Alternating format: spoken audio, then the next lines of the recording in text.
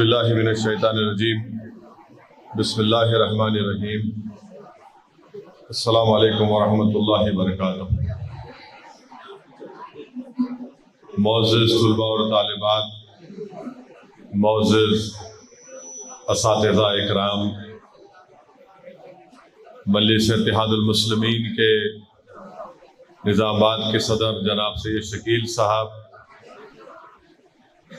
محترم جناب جابر احمد صاحب، چیئرمین و سینئر مجلسی قائد بھینسا، جناب ادریس صاحب ڈپٹی میئر نظام آباد، مجلس اتحاد المسلمین کے معزز صدر و معتمدین اراکین بلدیہ، معزز حاضرین اکرام، مجلس اتحاد المسلمین کی جانب سے 2005 سے لے کر 2024 تک مرحوم قائد سالار ملت نے مسلمانوں کی تعلیمی پسماندگی کو دور کرنے کے لیے گورنمنٹ کے اردو میڈیم مدارس میں جو طلباء اور طالبات پڑھتے ہیں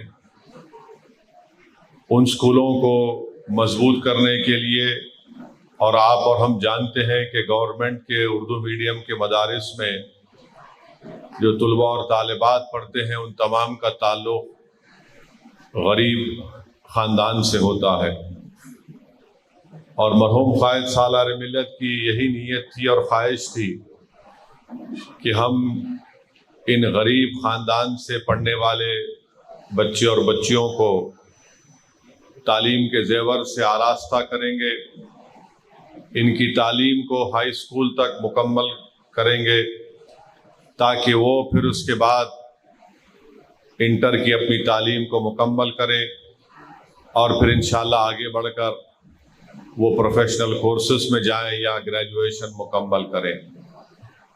میں آپ کو بتانا ضروری سمجھتا ہوں کہ اس سال مجلس اتحاد المسلمین کی جانب سے 8000 کے قریب آل ان ون انشاءاللہ تعالیٰ اس سال دیے جائیں گے، اور اس کو تقریباً 23,70,000 کی لاگت سے یہ 8000 آل ان ون کو چھپایا گیا، پرنٹ کیا گیا، اور نہ صرف حیدرآباد بلکہ تلنگانہ کے مختلف اضلاعوں میں، منڈل میں گورنمنٹ کے اردو میڈیم مدارس میں پڑھنے والے طلباء اور طالبات میں اس کو دیا جائے گا۔ کووڈ کے دوران ہم یہ اسکیم کو نہیں کر سکے، تو اب تک 1,14,000 طلباء اور طالبات کو مجلس اتحاد المسلمین نے یہ آل ان ون گائیڈ تقسیم کیا ہے، اور مجھے امید ہے کہ انشاءاللہ تعالی یہ ہمارے گورنمنٹ کے اردو میڈیم مدارس میں جو طلباء اور طالبات پڑھ رہے ہیں وہ اس آل ان ون گائیڈ سے استفادہ حاصل کریں گے، تاکہ وہ نہ صرف SSC کے امتحان میں ان کو اللہ کامیاب کرے بلکہ اعلیٰ درجات سے اللہ سبحانہ و تعالی ہمارے ان طلباء اور طالبات کو کامیاب کرے، تاکہ وہ صرف 10th مکمل کر کے اپنے گھر میں نہ بیٹھ جائیں، بلکہ میں ان تمام طلباء اور طالبات سے یہ اپیل کر رہا ہوں کہ آپ اپنی تعلیم کو جاری رکھیے۔ 10th انشاءاللہ تعالی مجھے یقین ہے کہ آپ ضرور اللہ آپ کو کامیاب کرے گا۔ اس کے بعد آپ 11th اور 12th میں ایڈمیشن لیجئے، انٹر مکمل کریے، اور انٹر کی کامیابی کے بعد یا تو آپ پروفیشنل کورسز میں داخلہ لینا چاہتے ہیں،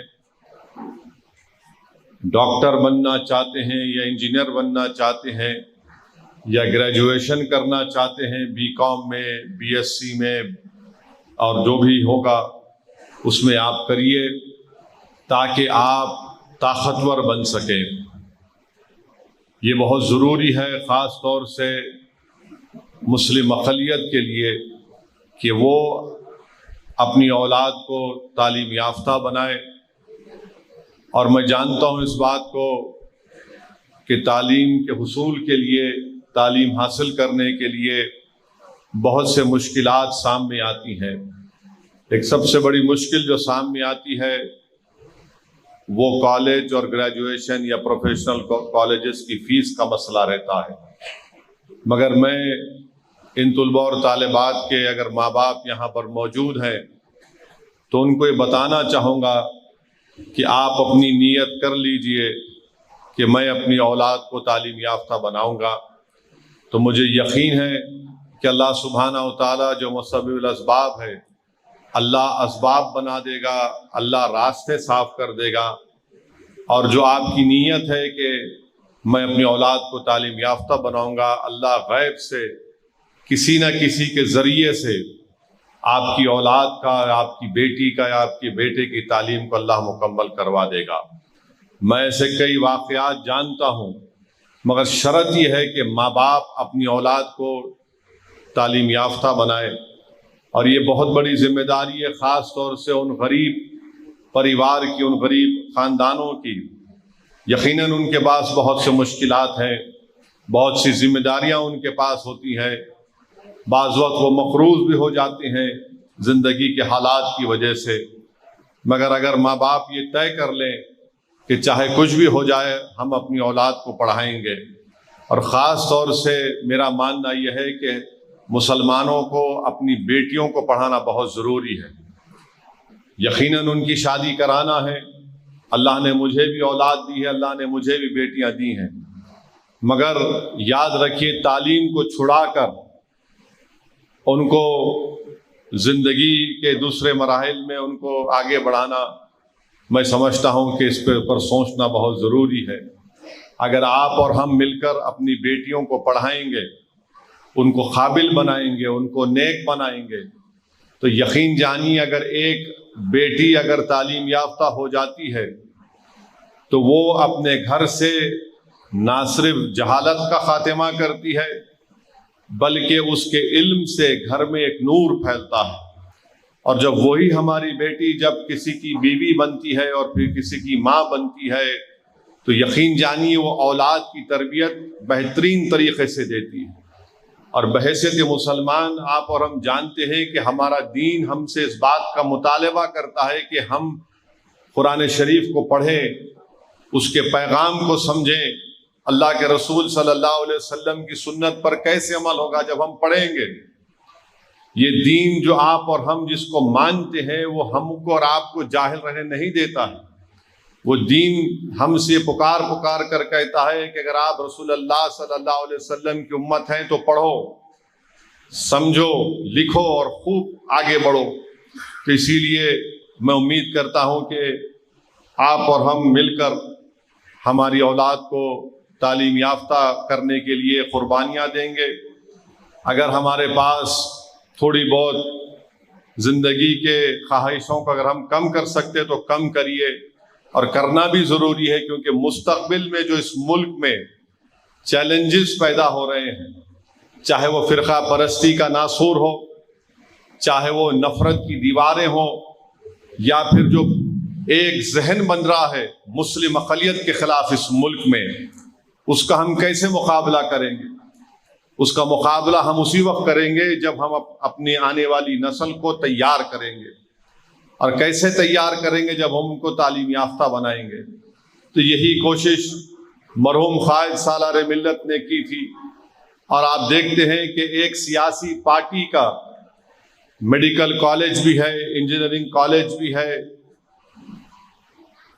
اسکول آف فارمیسی ہے، فزیوتھراپی کا کالج ہے، آرکیٹیکچر کا کالج ہے، بی فارمیسی کا ہے، MBA ہاسپٹل مینجمنٹ میں یہ مجلس چلاتی ہے MBA MCA کے ساتھ۔ تو یہ مجلس ایک سیاسی جماعت نے کام کیا، اور یہ تمام ادارے جو ہیں وہ اسد الدین اویسی یا میری اولاد میں تقسیم نہیں ہوں گے میرے مرنے کے بعد۔ یہ مسلمانوں کی ایک امانت ہے، اور انشاءاللہ تعالی جب میں نہیں رہوں گا، آپ تمام نہیں رہیں گے، صبح قیامت تک انشاءاللہ اللہ نبی کریم صلی اللہ علیہ وسلم کے صدقے طفیل میں اپنے فضل اور کرم سے ان اداروں کو اللہ باقی رکھے گا۔ اور ان اداروں کو باقی رکھنے کے لیے ہم کو اور آپ کو ایک سیاسی شعور کو بھی برقرار رکھنا پڑے گا۔ کوئی مجلس سے مخالفت جب کرتے ہیں تو کئی وجوہات ہیں مجلس سے مخالفت کرنے کی. مجلس سے جب لوگ حسد کرتے ہیں تو اس کے کئی وجوہات ہیں. جب لوگ مجلس کو گالی دیتے ہیں تو اس کے بھی کئی وجوہات ہیں. اور بنیادی وجہ یہ ہے کہ مجلس اتحاد المسلمین نے تعلیم کے میدان میں جو کام کیا اور جو کام کر رہی ہے اسی سے ان کو تکلیف ہوتی ہے. سالار ملت نے اپنی زندگی میں ان تمام اداروں کو قائم کیا اور سالار ملت نے اس وقت ان اداروں کو قائم کیا جب ناڈیلا بھاسکر راؤ کو مجلس کے ایم ایل ایز کی تائید کی ضرورت تھی تو سالار نے اپنی ذات کو سامنے رکھ کر سودا نہیں کیا. سالار نے اپنی ذات کو سامنے رکھ کر ملت کا سودا نہیں کیا بلکہ سالار ملت نے کہا کہ تم مجھے میڈیکل انجینئرنگ کالج کھولنے کی اجازت دے دو، میں تمہاری تائید کروں گا. لوگ ہیں سیاسی تاریخ کے بھی طالب علم ہیں، مجلس پر انگلیاں اٹھاتے ہیں. وہ یہ بھول گئے کہ کانگریس نے ناڈیلا بھاسکر راؤ کی بھی تائید کی تھی. کس بنیاد پر کی تھی وہ بتائیں گے، مگر ہم نے کس بنیاد پر تائید کی تھی کہ مسلمانوں کو میڈیکل انجینئرنگ کالج ملنا چاہیے. اسی لیے آج آپ دیکھتے ہیں کہ ڈیکن میڈیکل کالج آپ کے سامنے ہے. اور جب سے سالار نے 1984 میں اس کو قائم کیا، آج ہم 2024 میں آ چکے ہیں. میں آپ کو بتا رہا ہوں کہ 5000 سے زائد یہاں سے ڈاکٹرز بن کر نکلے ہیں. اور وہ 5000 میں یقیناً کیونکہ یہ مسلم اقلیت کا تعلیمی ادارہ ہے ہندوستان کی دستور کی دفعہ 30 کے تحت، میں ذمہ داری کے ساتھ آپ سے کہہ رہا ہوں کہ 4,500 کے اوپر یا 4,500 قریب سے مسلمان ڈاکٹر بن کر نکلے ہیں. دنیا کے کونے کونے میں شامل ہیں. بلکہ آج سے چند ہفتے پہلے ڈیکن میڈیکل کالج میں ان تمام بیچز کا ایک ری یونین ہوا. اس میں آسٹریلیا سے ایک محترمہ آئی تھی. انہوں نے کہا کہ اسد الدین اویسی صاحب، میں 1984 کے پہلے بیچ کی اسٹوڈنٹ ہوں. میں آج سڈنی میں ایک بہت بڑے دواخانے کی ذمہ دار ہوں. انہوں نے کہا کہ اس وقت ہمارے پاس میڈیکل اتنی بڑی کالج کی بلڈنگ نہیں تھی، اسپتال نہیں تھا، ہم ایک پرانی بلڈنگ میں پڑھتے تھے.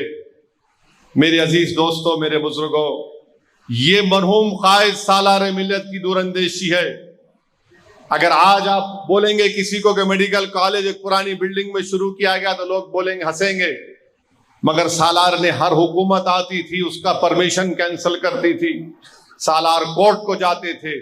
الحمدللہ آج مرحوم قائد کا وہ ویژن، مرحوم قائد کی دور اندیشی، مرحوم قائد کی مدبرانہ قیادت سے آج کس کو فائدہ ہو رہا ہے؟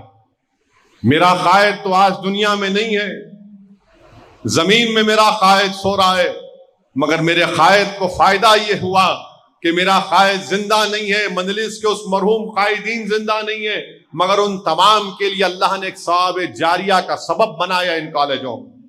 میرے عزیز دوستوں اور بزرگوں، میرے ذمہ داروں، میں ان تمام طلباء اور طالبات کے سامنے اس لیے کہہ رہا ہوں کہ ہمیشہ اونچے خواب دیکھو. ہمیشہ قائد سالار بولتے تھے کہ میرا میڈیکل کالج میں کھولوں گا مسلمانوں کے لیے، اور ہم پوچھتے تھے سالار سے کہ کیوں؟ تو سالار بولتے تھے کہ میں یہ دیکھنا چاہ رہا ہوں کہ ہر گلی میں، ہر مقام پر مسلمانوں کے ڈاکٹرز ہیں، ڈاکٹر بن کر نکلیں، انجینئر بن کر نکلیں. یہ سالار اس زمانے میں 1980 میں بات کرتے تھے، اور جب لوگ بولتے تھے کہ دیکھو صلاح الدین اویسی یہ کیسی بات کر رہا ہے، ایک دارالسلام ان کے پاس ہے اور میڈیکل کالج کھولیں گے. مگر جو خواب اللہ کے لیے سوچے جاتے ہیں، جن خوابوں میں اخلاص ہوتا ہے، اللہ ان خوابوں کو پورا کرنے والا ہے. تو میں ان تمام طلباء اور طالبات سے کہہ رہا ہوں کہ میرے بیٹے اور بیٹیوں، تم بھی اونچے خواب دیکھو، بہت اونچے خواب دیکھو، اور اللہ کی رضا کے لیے ان خوابوں کو دیکھو. تم محنت کرو، جستجو کرو، اللہ ان خوابوں کو پورا کرے گا. اچھے خواب دیکھو گے تو اللہ ان خوابوں کو پورا کرے گا. دنیا میں ہم ہر چیز حاصل کر سکتے ہیں بشرطے کہ ہماری نیتوں میں اخلاص ہو. مجلس نے یہ کام کیا. آج بھی مجلس کام کر رہی ہے اور کل بھی کرے گی. میں یہی امید کرتا ہوں کہ یہ آل ان ون جو گائیڈ آپ کو دیا جا رہا ہے آپ اس کا اچھا استعمال کریں گے اور انشاءاللہ تعالی یہ آپ کے SSC کے امتحان کی تیاری میں فائدہ مند ثابت ہوگا. اور میں ان تمام طلباء اور طالبات کو ایک اور بات کہنا چاہ رہا ہوں، کبھی بھی آپ یہ مت سمجھیے کہ میں اردو میڈیم سے پڑھ رہا ہوں یا پڑھ رہی ہوں. یقین مانیے میں ایسے کئی اردو میڈیم گورنمنٹ کے اردو میڈیم اسکولوں میں پڑھنے والے لڑکے اور لڑکیوں کو جانتا ہوں جو 10th بھی اردو میڈیم میں کیے، 12th بھی اردو میڈیم میں جونیئر کالج میں کر نیٹ پاس کر کے آج ڈاکٹر بن کر بیٹھے. تو یہ مت سمجھیے کہ زبان کی وجہ سے میرے ترقی کے مواقع کم ہو جائیں گے، ہرگز نہیں. ترقی کے مواقع ختم کب ہو جاتے؟ جب انسان اپنے دماغ میں سوچ لیتا ہے کہ اب میں نہیں کر سکتا. یہ کبھی بھی اس چیز کو اپنے دماغ میں آنے مت دیجئے کہ میں نہیں کر سکتا. آپ کر سکتے ہیں، آپ کوشش کریے، اللہ آپ کو آگے لے کے جانے والا ہے. جب میں لندن میں پڑھتا تھا تو میرے ساتھ میرا ایک دوست تھا. تعلیم میں بھی اتنا بڑا تیز قابل نہیں تھا مگر ہم لوگ کوشش کرتے تھے، جستجو کرتے تھے. تو اس کا ایک مشہور جملہ تھا میرے دوست کا کہ بولتا تھا کہ اویسی اپنا کام صرف قلم اٹھانا ہے، لکھنا اللہ کا، لکھانا اللہ کا کام ہے. تو آپ کا کام قلم اٹھانا ہے. قلم مانے صرف قلم اٹھا لیے تو نہیں، تیاری کر کے جانا ہے امتحان میں.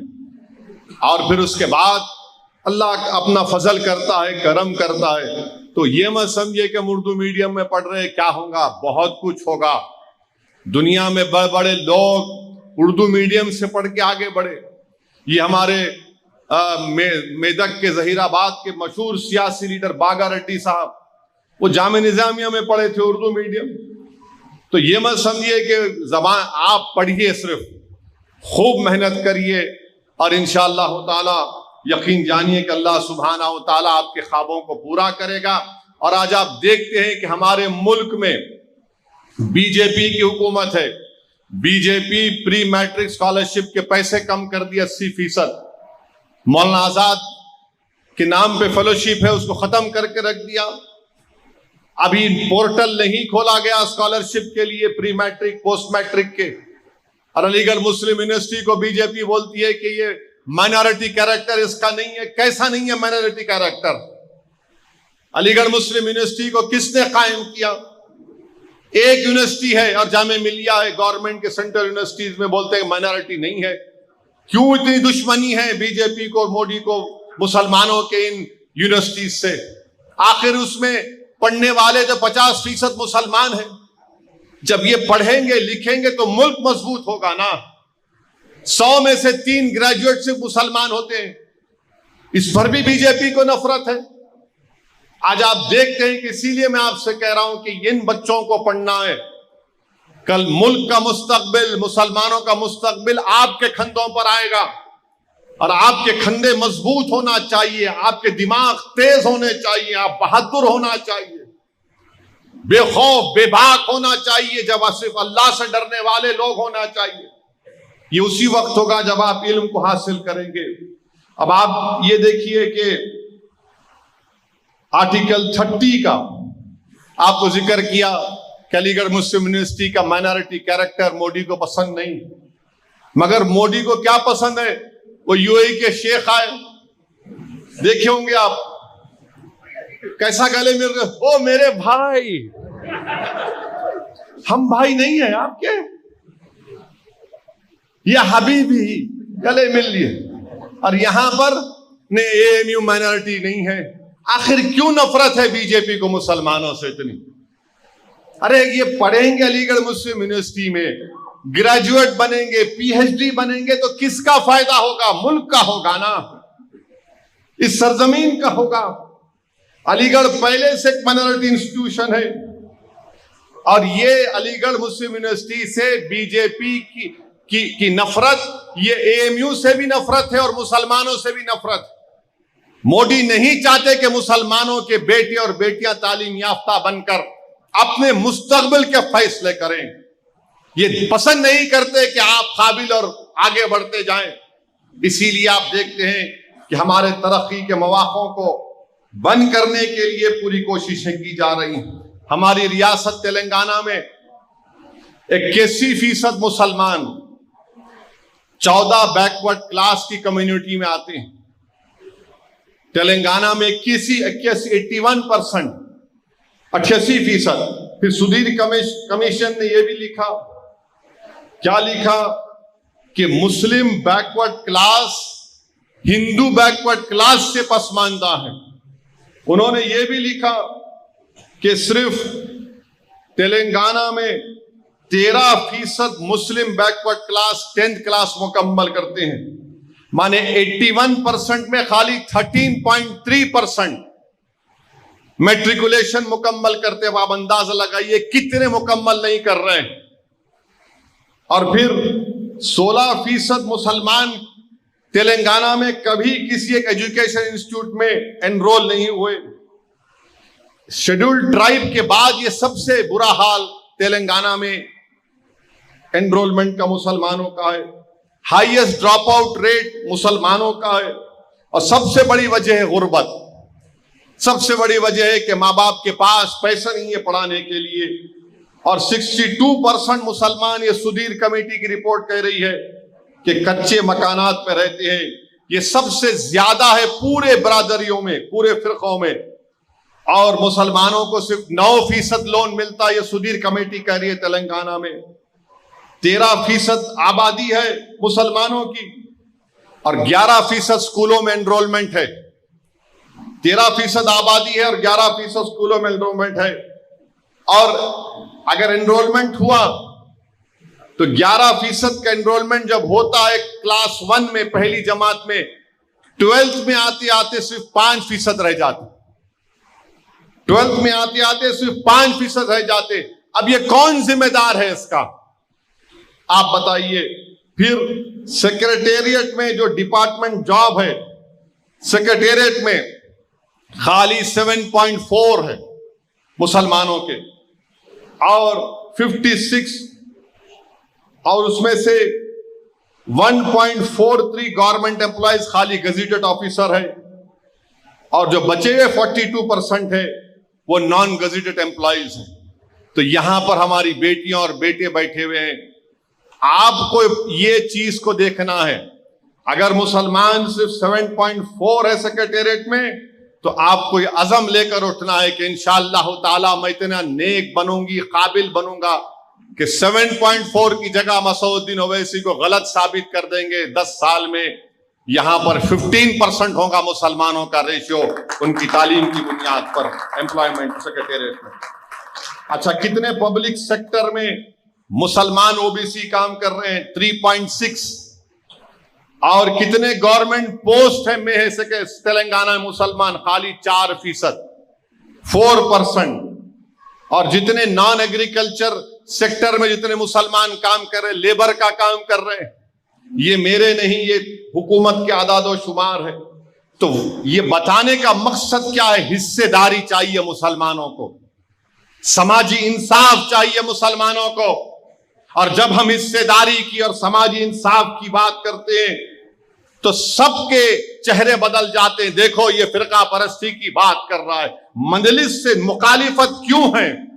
کیونکہ مجلس ان باتوں پر توجہ لیتی ہے.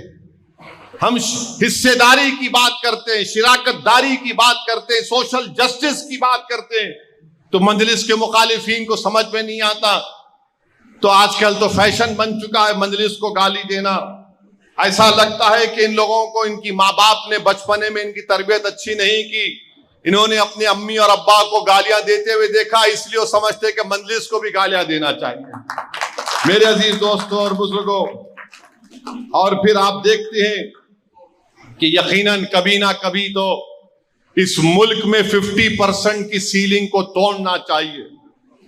50% کا ریزرویشن کی سیلنگ کو توڑنا چاہیے. ہم نریندر موڈی سے پوچھتے کیوں نہیں توڑتے آپ کے پاس 306 MP، توڑو نا، بل لے کے آؤ پارلیمنٹ میں. اکنامک ویکر سیکشن کو دے سکتے تو 50% کی سیلنگ کیوں نہیں توڑتے آپ؟ 50% کی سیلنگ کو توڑو. اس ملک میں 80% آبادی other backward class, schedule tribe, schedule caste और मुसलमान अक़लियतों की है। 50% की सीलिंग लिमिट तोड़ना चाहिए। खैर बहरहाल एक लंबी गुफ्तगू हो जाएगी। बस मैं हमारे इन तुलबा और तालिबात से ये अपील कर रहा हूं, गुजारिश कर रहा हूं कि पढ़ो। आप हमारा और मुल्क का मुस्तकबिल है।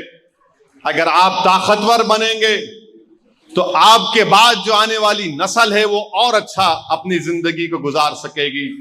मैं आपको एक बात बता रहा हूं, बड़ी तकलीफ से बता रहा हूं। अंग्रेजी का एक टर्म है inter generational mobility. Inter generation mobility. अब जो लोग बोलते ना कि मंजलिस फिरका परस्ती की बात करती, मंजलिस फिरका परस्ती की बात नहीं करती। मंजलिस सच्चाई को बयान करती है और सच्चाई को हजम नहीं करते। खालिया मत मारिए, सुनो समझो मेरी बात को, फिक्र लेके उठो यहां से। इंटर जनरेशनल मोबिलिटी का मतलब यह है कि अगर कोई दलित है, कोई शेड्यूल कास्ट है, मुसलमान है, अपर कास्ट हिंदू है, चाहे वो रेड्डी हो, वेलमा हो। टीआरएस की हुकूमत थी तो वेलमा खुश थे। अब कांग्रेस हुकूमत आई तो रेड्डी खुश है। वो अलग बहस है, वो भी सच्चाई है। तो अब ये तमाम लोग हैं। इंटर जनरेशनल मोबिलिटी का मतलब क्या है कि इन तमाम तबकात में इनके दादा अगर 100 रुपये कमाते थे, इनके दादा अगर 100 रुपये कमाते थे तो उनका पोतरा आज 125 रुपये कमा रहा है। इनके दादा अगर 100 रुपये कमाते थे तो उनका पोतरा आज 125 रुपये कमा रहा है। और किसका पोतरा 100 रुपये भी नहीं कमा रहा? मुसलमानों का। ये मेरा नहीं है, डेटा है, गवर्नमेंट का डेटा है, जिसको बोलते हैं इंटर जनरेशनल मोबिलिटी। अब आप बताइए, मजलिस में इल्जाम लगाते फिरका परस्ती का। अरे मैं तो हिस्सेदारी की बात कर रहा हूं, मैं शिराकतदारी की बात कर रहा हूं। अरे भाई, जब सबके दादा से ज्यादा उनके पोतरे कमा रहे हैं, उनकी पोतरियां कमा रही हैं, तो मैं क्यों नहीं कर पा रहा हूं? इसका जिम्मेदार कौन है? क्या मजलिस इसके जिम्मेदार है? अरे हुकूमत तुम्हारी, चीफ मिनिस्टर तुम्हारा, हर चीज तुम्हारा ना मेरे भाई। तुम दूध भी पी रहे, मलाई भी खा रहे, हमको क्या बोल रहे? खाली वोट डालो सेकुलरिज्म जिंदा रखने के लिए, खाली वोट डालो। और फिर हमारे पोतरे पोतरियों क्या मिलना? कुछ नहीं मिलना। इसीलिए मजलिस आपको बोल रही सियासी शऊर पैदा करो। याद रखो, इस वतन अजीज में अगर आप कमजोर दलित, ट्राइब और मुसलमान तरक्की करना चाहते हैं, बगैर सियासी ताकत हासिल करे कुछ नहीं मिलने वाला है, कुछ नहीं मिलने वाला है आपको। अगर आपको मेरी बात सच्चाई नजर आ रही तो सोचो उसके लिए। और मैं इन तुलबा और तालिबात से अपील कर रहा हूं, मेरी इन बातों पर गौर करो, अमल करो। मगर पहले आप 10th के एग्जाम की तैयारी करो। और इन बच्चे और बच्चियों के माँ बाप से कह रहा हूं कि 10th का एग्जाम कब से शुरू हो रहा? हाँ,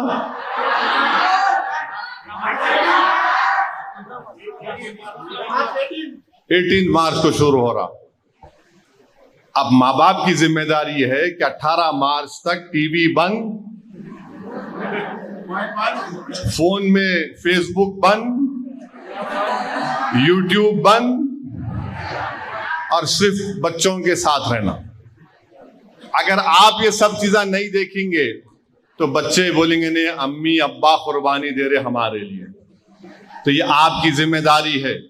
इनकी एग्जाम की तैयारी जरूर वो कर रहे हैं, मगर आप भी थोड़ा तैयारी करना। नहीं तू जाके अंदर बैठ के पढ़ ले, मैं टीवी देखूं, नहीं होता ऐसा। मैं क्रिकेट मैच देखूंगा। हम सबको मिलकर, अगर एक घर में इम्तिहान हो रहा तो सिर्फ बच्ची का इम्तिहान नहीं हो रहा, माँ बाप का भी इम्तिहान हो रहा है। यकीनन बहुत से ऐसे माँ बाप हैं जो पूरा फिक्र के साथ इसमें लग जाते हैं, मगर माँ बाप की जिम्मेदारी है कि अपने औलाद के हौसले बुलंद करे। और हो सकता है कि आपका कोई इम्तिहान एक अच्छा नहीं जाएगा, एक एग्जाम अच्छा नहीं जाता होगा, मगर डिसहार्टेंड नहीं होना, बिल्कुल नाउम्मीद नहीं होना। ठीक है, इंसान है। और याद रखो, जो एग्जाम अच्छा नहीं जाता उसमें सबसे ज्यादा मार्क्स मिलते। ये हुआ है कई लोगों से। तो आपका काम ये है कि अच्छा इम्तिहान लिखो, अल्लाह से दुआ करो और पूरी एग्जाम को आप मुकम्मल करो। कोई क्वेश्चन को मत छोड़ो, आप लिखो अच्छी तरीके से, ऊंचे ख्वाब देखो, बड़े ख्वाब देखो, وہ خوابوں کو پورا کرنے والا اللہ سبحانہ و تعالیٰ ہے۔ اور خوب محنت کرو، مجلس یہی چاہتی ہے کہ آپ طاقتور بنے۔ اس وقت دولت سے طاقتور نہیں بنتا کوئی بھی۔ دولت تو قاتل کے پاس بھی دولت ہے، غنڈوں کے پاس بھی دولت ہے، اسمگلروں کے پاس دولت ہے، ریتی کی اسمگلنگ کرنے والوں کے پاس دولت ہے، مگر اصلی دولت علم ہے۔ اور جس کے پاس علم کی دولت آتی ہے وہ کبھی ختم نہیں ہوتی، کبھی ختم نہیں ہوتی۔ آج آپ دیکھو، امام اعظم ابو حنیفہ زندہ نہیں ہے، امام مالک زندہ نہیں ہے، امام شافعی زندہ نہیں ہے، امام احمد بن حنبل زندہ نہیں ہے، مگر یہ لوگ زندہ کیوں ہیں؟ لوگ یاد کیوں کرتے ہیں ان کو؟ ان کی علم کی وجہ سے۔ تو اس لیے آپ علم حاصل کرو، اور آپ سے بہت امیدیں وابستہ ہیں۔ میں ان طلباء اور طالبات سے کہہ رہا ہوں، کل اس ملک کا مستقبل روشن آپ کی وجہ سے ہوگا۔ کل آپ طاقتور ہو جائیں گے تو آپ کے بعد آنے والی نسل کو اور فائدہ ہوگا۔ ہم تو کوشش کر رہے ہیں، الزامات ہم پر لگتے ہیں، ہم پر بہت سی باتیں ہم پر لگتی ہیں، مگر یہ ہمارا سیاسی سفر رہا ہے۔ اللہ مقدر کے فیصلے کرنے والا ہے، مشیت الہی کو ہم نہیں جانتے۔ ہاں انشاءاللہ ہمیشہ ان خاک اور خون اور ان جھوٹے الزامات کے پرپیچ وادیوں سے گزر کر مجلس یہاں پر پہنچی ہے، اور مجھے یقین ہے کہ ہم کو پھر سے ان باطل طاقتوں کے ان جھوٹے الزامات کے طوفانوں سے گزرنا ہے۔ مگر میرا ایمان مجھ سے پکار کر کہہ رہا ہے، میرا وجدان پکار کر کہہ رہا ہے کہ کامیابی سچائی اور حق کی ہوئی اور ہوتی رہے گی انشاءاللہ تعالی۔ اور